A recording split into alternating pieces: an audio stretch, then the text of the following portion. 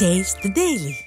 கழக பொதுச் செயலாளர் வெளியிட்டிருக்கும் அறிக்கையில் உலக தமிழர்கள் எல்லோரும் அன்பு பொங்க, இன்பம் பொங்க, இனிமை பொங்க மகிழ்ச்சியுடன் கொண்டாடி மகிழும் தை திருநாளாம் பொங்கல் திருநாளில் எனதருமை தமிழ் மக்கள் அனைவருக்கும் உளமார்ந்த பொங்கல் திருநாள் நல்வாழ்த்துக்களை மகிழ்ச்சியோடு தெரிவித்துக் கொள்வதாக தெரிவித்திருக்கிறார்.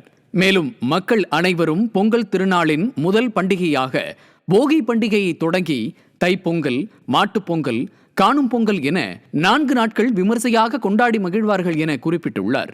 இந்த இனிய பொங்கல் நன்னாளில் மக்கள் தங்களது மனமகிழ்ச்சியை வெளிப்படுத்தும் விதமாக வீட்டின் உள்ளும் வெளிவாசலிலும் வண்ண கோலங்களினால் அலங்கரித்து கடவுளுக்கு நன்றி செலுத்தும் விதமாக நெற்கதிர், கரும்பு, வாழை, இஞ்சி, மஞ்சள் ஆகிய விளைபொருட்களை வைத்து புதுப்பானையில் அரிசியிட்டு பாலூற்றி அது பொங்கும்போது பொங்கலோ பொங்கல் என்று உற்சாக குரல் எழுப்பி இறைவனுக்கு படைத்து வழிபடுவதோடு தம்மோடு சேர்ந்து உழைத்த கால்நடைகளுக்கும் தமது நன்றியையும் மகிழ்ச்சியையும் தெரிவித்து பொங்கல் திருநாளை சிறப்பாக கொண்டாடுவார்கள் என அதிமுக பொதுச் செயலாளர் குறிப்பிட்டுள்ளார்.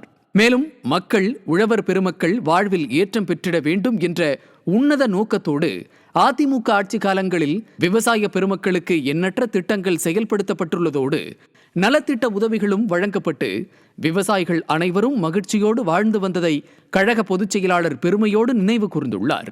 மேலும் அறுவடை திருநாளாம் பொங்கல் திருநாளில் மக்கள் அனைவரும் குன்றா நலமும், குறையா வளமும், மங்கா புகழும், மாசிலா செல்வமும் பெற்று நிறைவாழ்வு வாழ வேண்டும் என்று எல்லாம் வல்ல இறைவனை பிரார்த்திப்பதாகவும் புரட்சித் தலைவர் எம்ஜிஆர், புரட்சித் தலைவி அம்மா ஆகியோரது தூய வழியில் மனதார வாழ்த்தி மக்கள் அனைவருக்கும் பொங்கல் திருநாள் வாழ்த்துக்களை மீண்டும் ஒருமுறை உரித்தாக்கிக் கொள்கிறேன் எனவும் அதிமுக பொதுச் செயலாளர் எடப்பாடி கே. பழனிசாமி வாழ்த்து தெரிவித்துள்ளார்.